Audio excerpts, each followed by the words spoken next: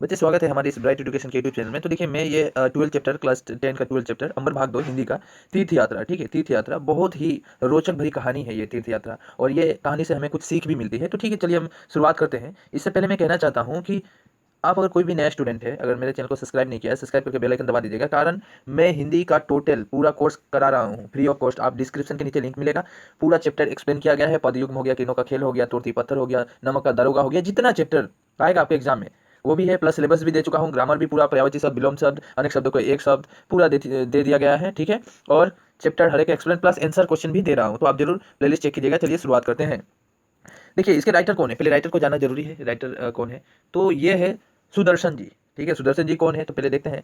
देखिए सुदर्शन जी का पूरा नाम था पंडित बद्रीनाथ भट्ट, ठीक है। सुदर्शन जी का, ये जो राइटर है सुदर्शन जी, ये लेखक है हमारे तीर्थ यात्रा का। तो ठीक है, याद रखिएगा, कभी क्वेश्चन ये भी आएगा तीर्थ यात्रा के लेखक का नाम क्या है, सुदर्शन, ठीक है। सुदर्शन जी लिखिएगा, रिस्पेक्ट देखें। सुदर्शन जी का पूरा नाम पंडित बद्रीनाथ भट्ट है। इनका जन्म कब हुआ था जानना जरूरी है। 1896 में, 1896 में सियालकोट, ये सियालकोट कहाँ पे है, सियालकोट है, आप वर्तमान पाकिस्तान में आपको देखने को मिलेगा सियालकोट, ठीक है। तो सियालकोट में हुआ था, ये याद रखिएगा। हिंदू और उर्दू में आप सुदर्शन नाम से प्रसिद्ध हुए। आपको बचपन से ही कहानी पढ़ने और लिखने का शौक था। ये जो राइटर थे ना, इनको बचपन से ही कहानी लिखने और पढ़ने का बहुत शौक था। पहले आप उर्दू में लिखते थे, ये जो राइटर थे पहले उर्दू में लिखा करते थे, बाद में उन्होंने हिंदी में लिखना प्रारंभ कर दिया था। उनकी जो पहली कहानी थी ना, वो सरस्वती पत्रिका। देखिए सरस्वती जो पत्रिका निकली थी, इस पत्रिका में बहुत सारे लेखकों ने अपना लेख यहाँ पे दिया और छपवाया और प्रकाशित भी हुआ, और लोग बहुत रोचक भरी कहानियां भी पढ़ने को मिलता है हमें सरस्वती पत्रिका में। तो ये पत्रिका से बहुत ही लेखकों का नाम आया है, आप पढ़िएगा तो देखिएगा, ठीक है। हिंदी में आपने सैकड़ों कहानियां लिखी है। ये जो राइटर है हिंदी में देखा जाए तो उन्होंने सैकड़ों कहानियां लिखे हैं, ठीक है, जिसके अंदर कुछ फेमस कहानियां हैं, मैं दिखाऊंगा। देखिए सुदर्शन जी की गणना जो होती है द्विवेदी युग में, आपने देखे होंगे, द्विवेदी जी का नाम सुने होंगे, वो भी एक कवि है। द्विवेदी युग के श्रेष्ठ कथाकारों में की जा सकती है। सुदर्शन सुमन, याद रखिएगा, सुदर्शन सुधा, तीर्थ यात्रा, उसके बाद है सुप्रभात आदि उनके प्रसिद्ध कहानियां संग्रह है। कहानियों के अतिरिक्त उन्होंने अंजना, भाग्य चक्र, ऑनरेरी मैजिस्ट्रेट जैसे नाटकों तथा परिवर्तन नामक उपन्यास की रचना भी की है। सन 1967 में आप परलोकगामी हो गए, मतलब उनकी मृत्यु हो गई, ठीक है। तो मेन बात है कि उनकी जो फेमस कुछ कथाकार, कुछ कहानियां थी, वो था सुदर्शन चक्र, सुदर्शन सुधा, तीर्थ यात्रा। तो इसी के अंदर से हमें तीर्थ यात्रा लिया गया है, ठीक है। तो तीर्थ यात्रा को पढ़ते हैं। देखिए तीर्थ यात्रा क्या है, तो देखिए तीर्थ यात्रा जो है, इस कहानी की थोड़ी समरी यानी सारांश, ठीक है, सारांश यहाँ पे दिया हुआ है, यहाँ से यहाँ तक आपके बुक में है, आप जरूर निकाल के पढ़िएगा। ये सारांश को पढ़ के हमें कुछ मालूम होगा कि हाँ एक्चुअल में ये कहानी के अंदर में क्या सीखने को मिलेगा। चलिए सारांश को, जो एकदम स्मॉल मतलब बहुत ही छोटी संक्षिप्त में लिखा गया है, तो हम उस संक्षिप्त में ही पढ़ लेते हैं पहले, फिर शुरुआत करेंगे। तीर्थ यात्रा जो है वो सुदर्शन जी द्वारा लिखा गया है, ठीक है, इतना याद रखिएगा। यह एक सामाजिक कहानी है, ये समाज के प्रति देखकर समाज के ऊपर इस कहानियों को लिखा गया है, और समाज के अंदर जो भावनाएं प्रचलित हो रही है दिन प्रतिदिन, वो भी दिखाया गया है। मैं पहले ही कहा कि कहानी बहुत इंटरेस्टेड है। इसमें त्याग एवं परोपकार के महत्व को दर्शाया गया है। ये कहानी में आपको कुछ पात्र देखने को मिलेंगे। पात्र मतलब व्यक्ति, बहुत सारे व्यक्ति आएंगे यहाँ पे, बहुत सारे व्यक्तियों की चरित्र यहाँ पे देखने को मिलेगा। इसी में एक लाजवंती आएगी, जो जिनके पात्र बहुत ही त्याग और परोपकार के ऊपर दर्शाया गया है, तो ये आपको देखने को मिलेगा। भारतीय संस्कृति में जीव मात्र के कल्याण की भावना को सर्वोपरि स्थान दिया गया है। इस कहानी में जीवों का कल्याण करना, और वही सबसे पहला धर्म होता है लोगों का, जीवों का कल्याण करना, वो भी यहाँ पे दिखलाया गया है। आप जब कहानी को पढ़िएगा तो आपको मालूम होगा। परोपकार को परम धर्म मानने वाले अनेक दधीचियों की महान गाथाओं से हमारा इतिहास भरा पड़ा है। ऐसी ही भावना पर आधारित कहानी तीर्थ यात्रा में हमें स्वार्थ का परित्याग कर परमार्थ की ओर बढ़ने के लिए प्रेरित करती है। इसी तरह होता क्या है कि देखिए, परोपकार, यहाँ पे परोपकार, जो दूसरे के ऊपर उपकार करना, उसको परोपकार कहलाया जाता है। तो परोपकार जो है वो भी एक परम धर्म माना जाता है। तो पहले के लोग परोपकार को परम धर्म मानते थे और करते भी थे।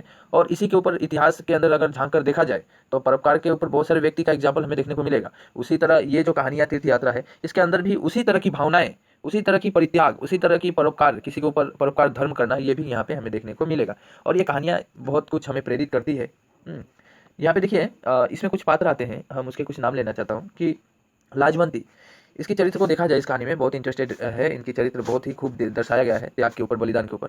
लाजवंती त्याग एवं ममता की प्रतिमूर्ति है, ये भी दिखाया गया है। अपने पुत्र हेमराज के लिए देवी माता से मांगी मन्नत को पूरा करने के लिए वो तीर्थ यात्रा पर जाने की तैयारी करती है। लाजवंती क्या करती है कि एक मन्नत मांगती है, उनके एक पुत्र होता है जिसका नाम रहता है हेमराज, ठीक है। वो अपने पुत्र के लिए मन्नत मांगती है, उनका मन्नत पूरा भी होता है, और इसीलिए वो तीर्थ यात्रा के लिए निकलती है। खूब सवेरे वो तीर्थ यात्रा पर जाएगी, परंतु परंतु कुछ घटनाएं घटी है, घटना ही मेन है, यही तो पात्र है और यही इंपॉर्टेंट पार्ट है कि क्या घटनाएं घटी है। उसी रात एक अपने पड़ोसिन हरों की सिसकिया उसे तीर्थ यात्रा का त्याग करने पर विवश कर देती। देखिए घटनाएं क्या घटी है, एक पड़ोसन होती है, ये लाजवंती जो होती है वो ये भी बहुत ही गरीब लाचार थी, पैसे एक एक करके जमा की थी तीर्थ यात्रा के लिए। अचानक सा होता क्या है कि जब भी वो रात को तीर्थ यात्रा पे निकलेगी उसी समय उसके पड़ोसन का एक बेटी का विवाह होता है, लड़की का विवाह होता है, और विवाह में पैसे की कमी हो जाने के कारण उसकी विवाह रुकावट बन जाती है। तो लाजवंती क्या करती है कि वो तीर्थ यात्रा टालकर वो पैसे उसको दे देती है। तो यहाँ पे वही त्याग बलिदान दिखाया गया है, आप जरूर पढ़िएगा तो समझ में आएगा। देखिए यहाँ पे क्या बोला भी गया है, वो औरत जो थी पड़ोसन थी उसका नाम हरो रहता है। हरो अपनी बेटी की शादी के लिए बेहद चिंतित है, बारातियों के स्वागत के लिए उसके पास पैसे नहीं है। ये इंपॉर्टेंट है कि बाराती लोग जो आएंगे, अपनी बेटी की शादी कर रही है पड़ोसन, मतलब लाजवंती की पड़ोसन जिसका नाम हरो रहता है, तो जब पैसा ही नहीं है तो वो कैसे स्वागत करेगी। लाजवंती की मन पिघल जाता है, वो तीर्थ यात्रा के लिए संचित यानी इकट्ठा किए हुए रुपए हरो को दे देती है, यानी अपने पड़ोसन को लाजवंती दे देती है, यानी हेमराज की माँ। उस समय उसे जो आनंदित मिलता है वह कई तीर्थ यात्राओं के कल्पित आनंद से बढ़कर है। यहाँ पे राइटर ये भी दिखाया गया है, राइटर ने ये भी दिखाने की कोशिश की है कि जो दान होता है ना, हम अपने मन तनों और दिल से किसी को दान देते हैं ना, उससे बड़ा खुशी हमें और कुछ मिलता नहीं है, ठीक है। क्योंकि जब हम किसी को उपकार करते हैं और उसकी कुछ भलाई हो जाती है तो मुझे खुद तो को आनंद तो होता ही होता है, और वो इंसान जिसकी भलाई होती है वो भी आपको आशीर्वाद देता है। ये कहानी में ये कहानी हमें ये प्रेरणा देती है कि जो सुख त्याग और परोपकार में है वो भोग में नहीं है। ये देखिए, ये व्याख्या 2019 में पूछा गया था, ये आशय स्पष्ट में पूछा गया था डायरेक्ट 2019, मुझे अभी भी याद है, मैं पेपर चेकिंग कर रहा था तो ये क्वेश्चन मुझे मिला था कि जो सुख त्याग और परोपकार में है वो भोग में नहीं है। आप कुछ त्यागिएगा उसमें जितना सुख है ना, आप कुछ खाइएगा यानी भोग कीजिएगा उसका, उसमें सुख नहीं है।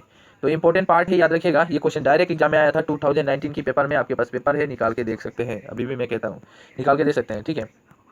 वैसे टाइम ठीक है, शुरुआत कर ही देते हैं, पार्ट बाई पार्ट रहेगा, एक पार्ट में कंप्लीट नहीं होने वाला है। वैसे ये कहानी बहुत बड़ी है, इसमें एक एक शब्द को समझना जरूरी है। जब कोई भी स्टूडेंट, कोई भी छात्र जब कहानी को अच्छी तरह समझ जाता है तो उसके अंदर से चाहे एग्जामिनर कहीं से भी कुछ भी पूछ दे, डायरेक्ट वह जवाब देने के लिए तैयार हो जाता है जब कहानी वो समझा हुआ रहता है। अगर कहानी ही नहीं समझेगा, एक्सप्लेनेशन को ध्यान से नहीं सुनिएगा, आप कुछ भी क्वेश्चन का आंसर नहीं दे पाइएगा।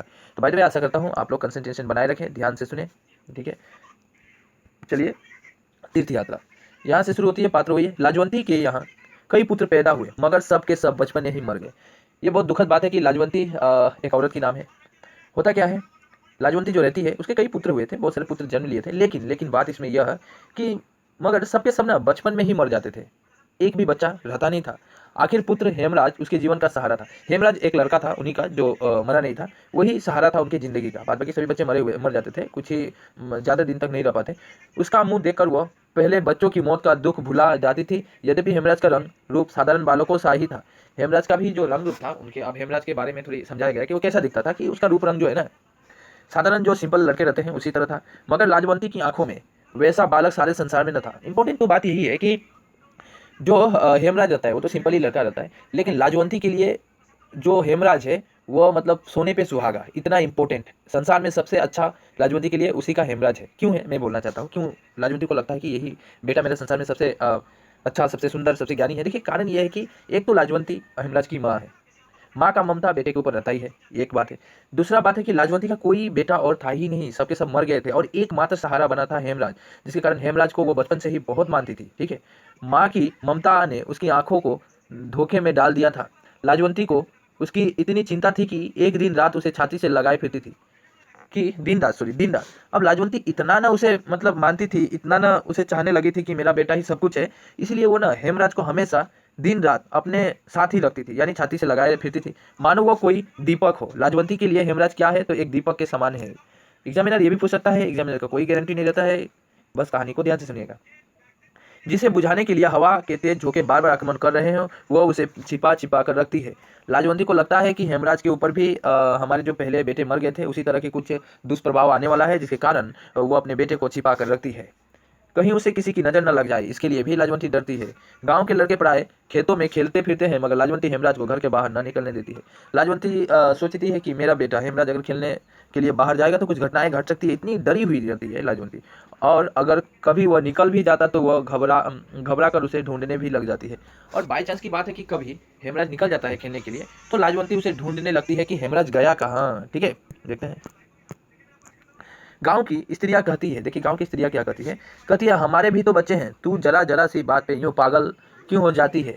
मतलब लाजवंती बहुत चिल्ला चिल्ला कर खोजती है, तो गांव की जो स्त्रियां रहती है वो कहती है क्या हुआ, जो हमारे भी तो बच्चे खेल रहे हैं पर तुम ऐसा चिल्लाती हो और क्यों पागल हो जाती हो। लाजवंती यह सुनती तो उसकी आंखों में आंसू लहराने लगते। लाजवंती जब ये बातें सुनती है, जो स्त्रियाँ कहती है, गाँव की स्त्रियाँ जब लाजवंती की ये बातें कहती है कि हमारे भी बच्चे हैं, पर हम तो इस तरह पागल नहीं होते जिस तरह तुम पागल हो जाती हो अपने बच्चे हेमराज के लिए, तो ये बातें सुनकर लाजवंती की आंखों में आंसू आने लगते हैं। अब ये आंसू क्यों आता है देखिए, भराए हुए स्वर में आंसू भर जाता है आंखों में, और उसी समय वो एक स्वर में उत्तर देती है। उत्तर क्या देती है, क्या कहूँ, मेरी जी डरता है, मगर इतना सावधान रहने पर भी हेमराज बुरी नज़र से न बच सका। प्राप्त काल था, लाजवंती दूध दूह रही थी, लाजवंती दूध निकाल रही थी, गाय की दूध दूह रही थी। इतने में हेमराज जागा और जागते ही मुंह फुलाकर बोला, माँ। आवाज़ में उदासी थी। होता क्या है, मम्मी जो लाजवंती रहती है वो अपने बेटे को बहुत सावधान से रखती है ताकि बीमार ना पड़ जाए, लेकिन अचानक सा आखिरकार वही होता है जो लोग सोचते हैं ना हो, ठीक है। तो देखिए उसी समय क्या हुआ कि जो हेमराज है सुबह उठा और बिस्तर पर ही मम्मी को बुलाया, माँ। और जब हेमराज मम्मी को माँ बुलाता है तो उसकी आवाज़ उदासन, मतलब उदासीपन जैसा आवाज़ रहता है। लाजवंती के हाथ से बर्तन गिर गया। लाजवंती मतलब अचानक से डर गई। लाजवंती जो दूध दूह रही थी गाय की, अचानक से बाल्टी जो होता है, बाल्टी रहता है, वो बाल्टी गिर जाता है, बर्तन जो है गिर जाता है। डर जाती है लाजवंती कि बेटा का हुआ क्या, इस तरह का आवाज़ क्यों है। दौड़ते हुई हेमराज के पास पहुंची और प्यार से उसके सिर पर हाथ फेर कर बोली, क्यों हेम, क्या है बेटा, क्या हुआ, तुम इतना घबरा कर बोल रहे हो, इतना घबराया हुआ क्यों हो तुम, इस तरह क्यों बोलता है तू। अच्छा, तो हेमराज क्या उत्तर देता है देखते हैं। हेमराज की आंखों में आंसू डबडबाए, रुक रुक कर बोला, सिर में दर्द होता है, बहुत दर्द होता है माँ। वो अपनी मम्मी को बोलता है, माँ सिर के ऊपर बहुत दर्द है, ये दर्द सहा नहीं जाता है। बात साधारण थी, मगर लाजवंती का नारी हृदय कांप गया। एक्चुअल में देखा जाए तो ये एक सिंपल बीमारी है, साधारण सी बीमारी, सर पे दर्द हो जाना हो सकता है, ठीक है। लेकिन लेकिन लाजवंती के लिए यही साधारण बीमारी बहुत भयानक बीमारी लगने लगा और उसके हृदय कांपने लगा। यही दिन थे, यही ऋतु थी जब उसका पहला पुत्र मदन मरा था। मेन इंपॉर्टेंट बात है, बिल्कुल उसका जो एक बड़े पुत्र था, इसी सिचुएशन से गुजरते हुए वो मारा गया था, और इसके ऊपर भी वैसा ही हो रहा है। इसलिए लाजवंती का पूरा मतलब पैरों तले जमीन खिसक जाना, एक मुहावरा है, ऐसा लग रहा था लाजवंती को, और बहुत डरी हुई थी, कांप रही थी, खुद ही लगता है लाजवंती ही बीमार पड़ गई है। वह भी इसी तरह बीमार हुआ था। लाजवंती को अपने पैरों के नीचे से धरती खिसकती सी मालूम होने लगी। बिल्कुल मैंने जो मुहावरा बोला, वो मुहावरा को अच्छे ढंग से यहाँ पे राइटर ने प्रयोग किया है कि लाजवंती को लगा कि उसके पैरों तले जमीन खिसकते हुए मालूम हो रहा है। जिस तरह विद्यार्थी एक बार फेल होकर दूसरी बार परीक्षा में बैठते समय घबराता है, उसी प्रकार हेमराज के सिर दर्द से लाजवंती व्याकुल हो गई। लाजवंती बहुत डर गई कि हेम का भी ऐसा हुआ, मेरे बड़े बेटे का भी ऐसा हुआ था, वो मारा गया। बिल्कुल, इसलिए बहुत डरी हुई थी, उसकी मम्मी है, ठीक है। देखते हैं, देखिए बात ये है कि बात है कि देखिए टाइम एक्चुअली बहुत ज़्यादा हो चुका है, मैं वही टाइम ही देख रहा था। तो हम पार्ट 2 में यहाँ से कवर करेंगे। ये गाँव से वैद्य के पास जाती है लाजवंती, बुखार हो जाता है, वो बुखार कैसा, बहुत अच्छा कहानी है। यहाँ पे एक्सप्लेनेशन जो रहेगा बहुत जो आपको दिल को छूने वाला ऐसी कहानी है, आप जरूर देखिए, जरूर सुनिएगा, ठीक है। तो नेक्स्ट पार्ट के लिए इंतजार कीजिएगा। बाद में एक बात कहना चाहता हूँ मैं इस वीडियो के द्वारा, अगर कोई भी स्टूडेंट पर्सनली आप चाहे ग्रुप में या सिंगल ट्यूशन लेना चाहते हैं हिंदी का, तो ऑनलाइन ट्यूशन हमसे ले सकते हैं। फीस बहुत ही लो प्राइस में है, व्हाट्सएप नंबर नीचे दे दिया जाएगा, आप जरूर कॉन्टैक्ट करके हमसे बात कर लीजिएगा। इसमें फैसिलिटी क्या है कि एक तो चैप्टर एक्सप्लेन किया जाएगा, इसके बाद आपको समझाया जाएगा, आपका भी रीडिंग स्किल देखा जाएगा, आपका राइटिंग स्किल देखा जाएगा, चेक किया जाएगा, इसके बाद आपको नोट्स प्रोवाइड किया जाएगा, आपको टेस्ट पेपर प्रोवाइड करके टेस्ट लिया जाएगा। बहुत सारे फैसिलिटी है, बिल्कुल आप हमें कॉन्टैक्ट करके पूछ सकते हैं। Bye bye, take care.